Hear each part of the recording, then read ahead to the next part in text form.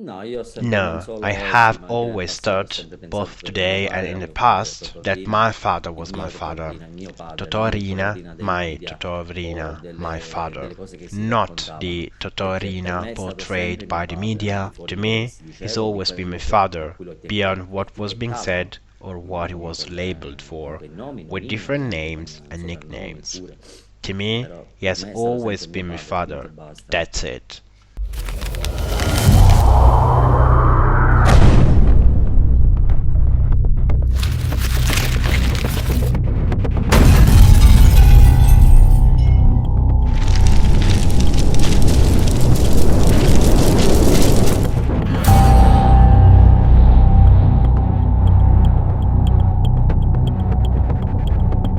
Hello, Tom La Vecchia here with a very special edition of the Armchair MBA. This is history in the making. The first time ever, Salvo Rinna, the son of Toto Riina, is going to speak to American media. You're seeing it first on the Armchair MBA podcast. Before we begin, I just want to give a shout out to the show's sponsor, JSV Capital. They provide loans for small businesses as well as offer classes to join as an affiliate. So for everybody, this interview will be conducted in Italian, in natural voice. We will have subtitles. Following that, we will also have a version that will be me reading it in English, as well as a voiceover for those for iTunes. So let's begin. Salvo, prima leggo in Italiano, in inglese, e poi Italiano. Okay. Tell us about your father from a perspective as a son. To me, my father was always my father. We grew up in a family with 4 children. Therefore, I can only say that my father was always my father to me, not the man described in the media. A father that always loved his family and his children, who never made his children miss anything until the last day of his life. This was my father to me. Was he a good father? Sure, as I already said. As for the family, my father was a good father for sure. Love and affection were never missing, nothing was missing. I can only talk from the father-son relationship point of view. He was the best father in the world. Did he do fatherly things like read books, make breakfast, take you to school? He didn't take us to school since, as described in the book, we were homeschooled.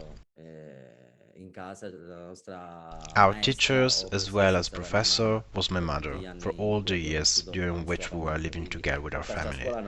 So he didn't take us to school, but he took us around, ate ice cream together, played with us, and he never went sleeping without coming to see us in the bedroom and checking if we were sleeping and everything was all right. This is what I remember.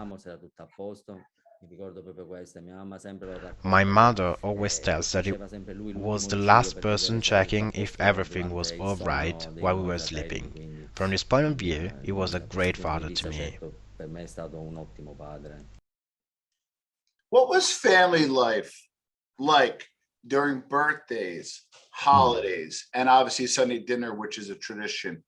Very funny, actually. He was a fugitive, and so were we together with him.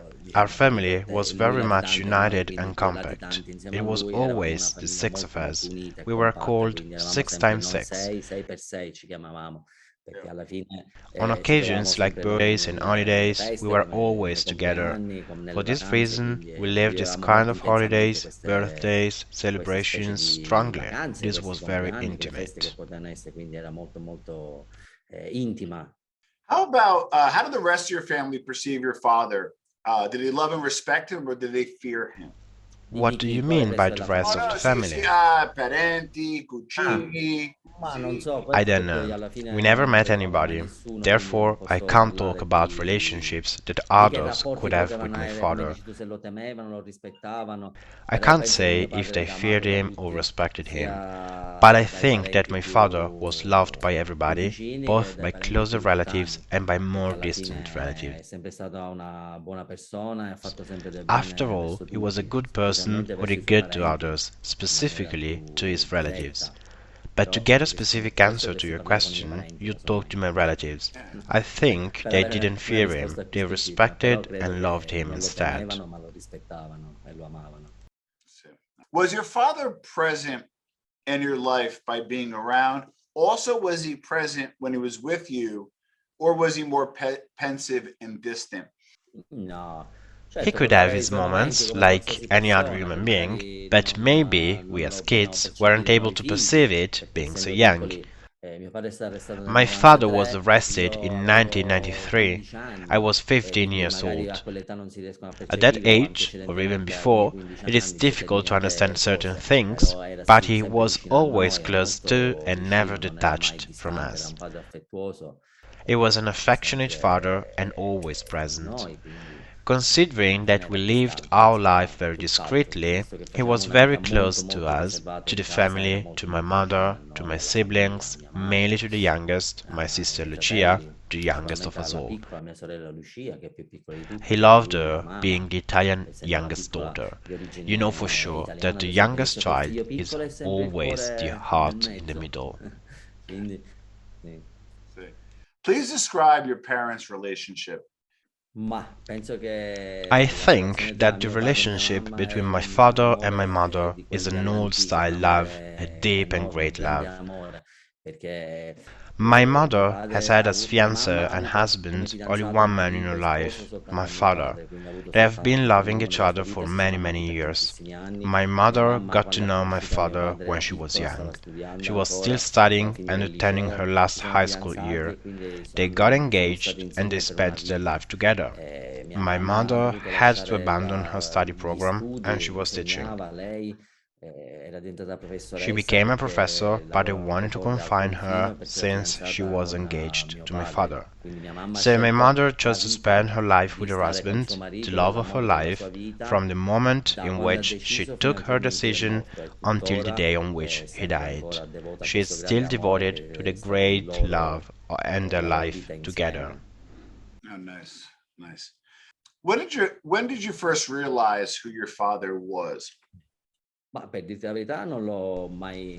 To be honest, I am the third child and we were all born 14 months apart. So we'd say that we were triplets, considering the little time difference. My sister was 3 years old when I was born. We could say that we were born in an emergency situation, being fugitive, an unusual situation not normal for children. We were never told a thing, we understood everything by ourselves. It is difficult to explain this to other people.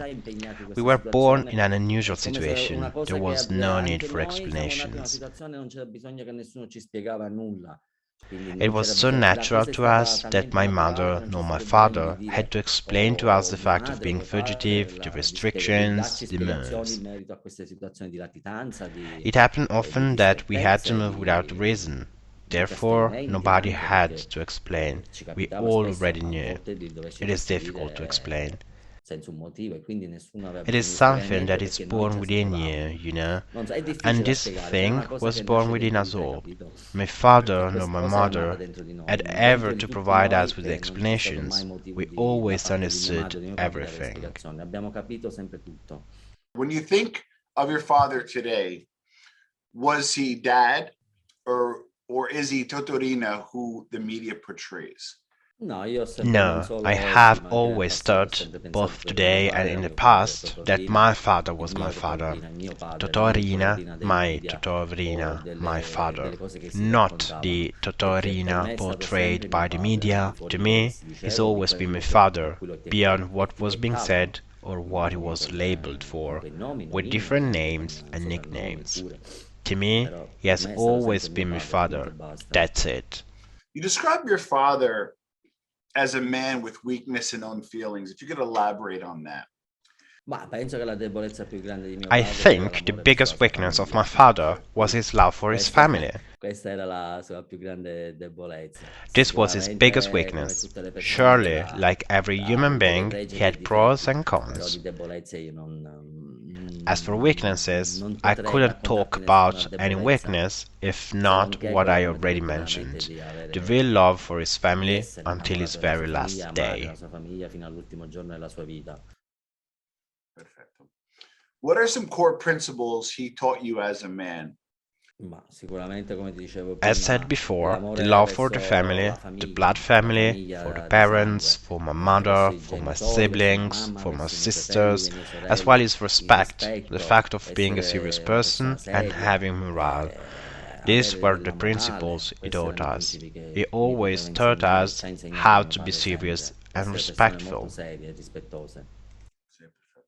You were homeschooled.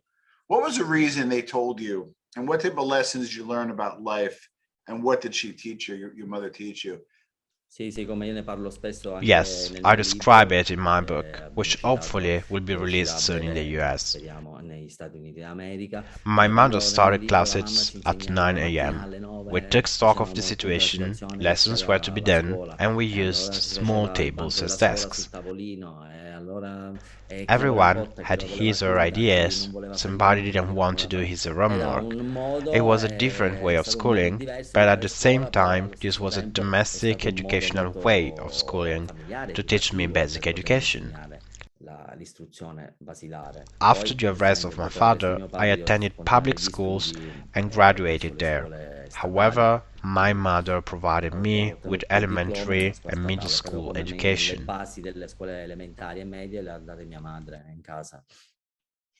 You mentioned your father never missed dinner with your family. What type of conversations were had at the dinner table with your family? A bit of everything, as in every family.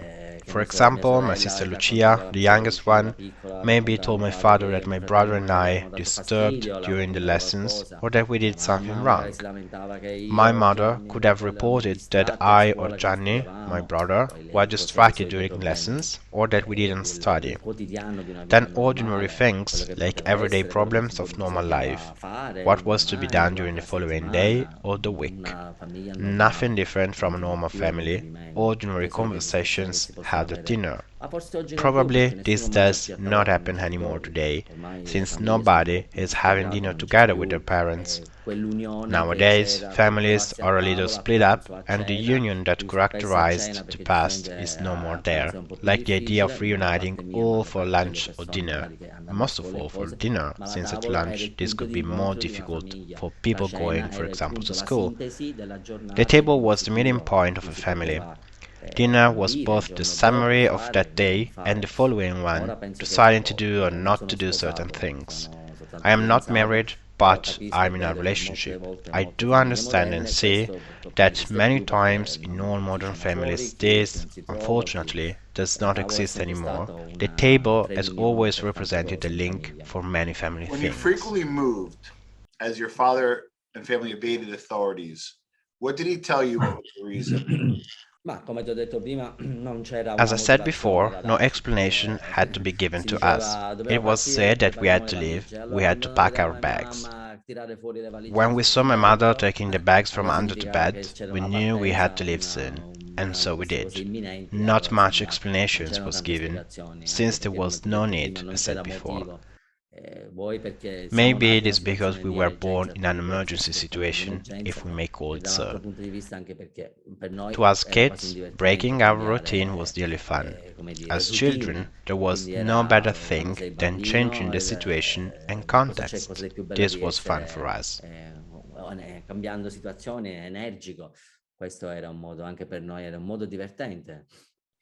Were you scared? Me? Sì. Scared of what? Quando cambiati, No, it was actually fun. As said before, when you're a child and you're 5, 4 years old, you start reasoning. Until the age of 15, I wasn't scared. As said earlier, it was fun because we changed and broke our routine and something new was there. A move, a new place, a new situation, so we got used to everything. We were born so. Can you please describe Palermo in the 80s and 90s, as some felt it was a war zone? I can't describe it because, again, I was young. I do remember that Palermo was no war zone for sure, but the city was full of noise, like sirens. There were a lot of police cars around.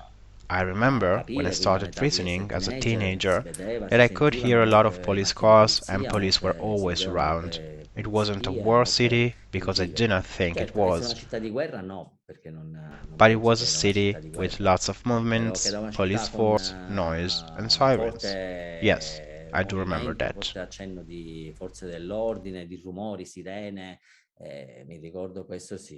Did you ever question your father about some of the media reports about him? As I said and will say again, there was no need because we knew who my father was. We knew what the media said, so we didn't have to ask ourselves these things. When was the last time you saw your father? What was the last thing he said to you? Sadly, I remember the last time I saw my father, and it was a couple of days before he passed away. He died on November 17, 2017. I remember that my mother and I went to meet him around October 20, and he was already feeling very sick. He has been feeling very ill for a while, and then the situation worsened. I remember he was really sick. He told me to take care of my family, specifically my mother, my sisters, and my brother, who was already in prison. This was his recommendation. Until his very last day, to love for his family. Not to forget that he was going to pass and to take care of my family, my mother, my sisters, and my brother, who unfortunately was in prison. He of course needed and needs help. Being detained, he couldn't take care of himself completely.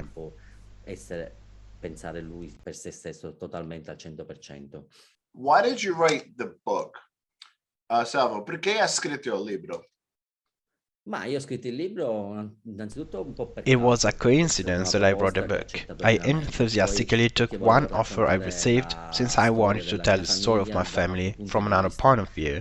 That was not the point of view of the media and journalists, telling their facts the way they knew and how they liked to.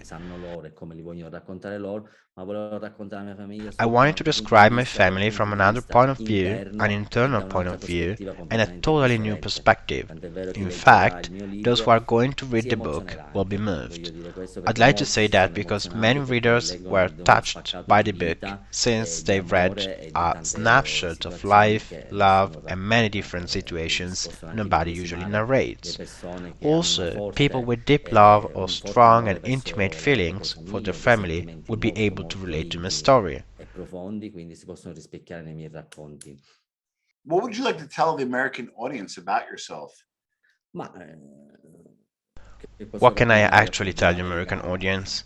I hope the American audience will read my book, get to know my story, and identify with myself, being then surprised by a genuine snapshot of real life, not an artificial one, and maybe surprise the American audience in this way, telling them a genuine truth about deep family love. Is a popular image of the Mafia Cosa Nostra in the media compatible with real life? I do not know, since I do not know the real life of the Mafia. Therefore, I can't say whether this reflects the media or not. When people talk about Sicily, they always show pictures of the 50s and 60s, portraying people riding mules, using brooms, and wearing the typical hats called coppola. This is not the real Sicily, nor the Sicily of the Mafia.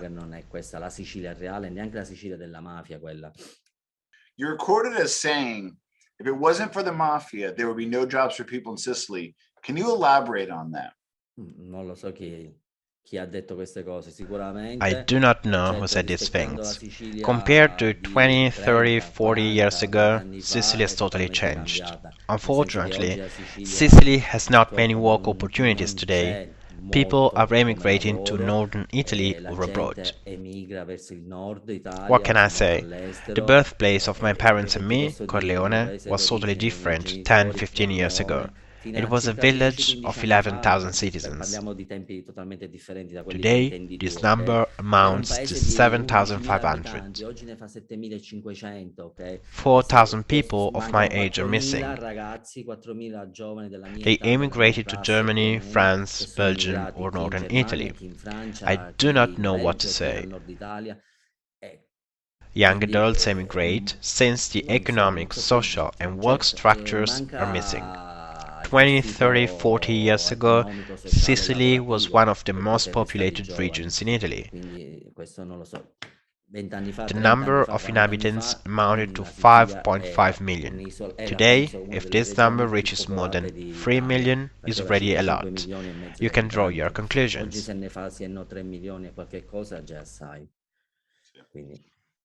Trai tu le conclusioni.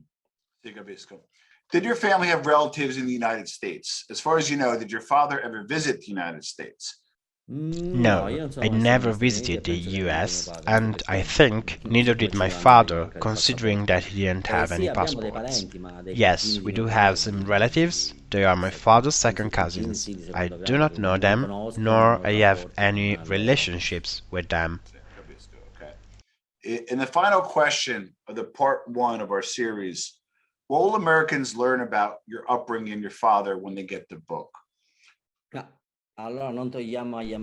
the Americans find it out. Let them read the book and find out what my father and my mother could have taught us with their upbringing. This is what I want to say. I hope Americans will be able to read my book as soon as possible. Perfetto. Tom, I'd also like to add that if somebody wants to follow me on my social media, my Facebook profile is Salvo Rinna official page, my Instagram is @salvorina_official, and my WhatsApp numbers can be found directly on my Facebook page. Salvo, grazie. My pleasure, Tom. We'll keep in touch.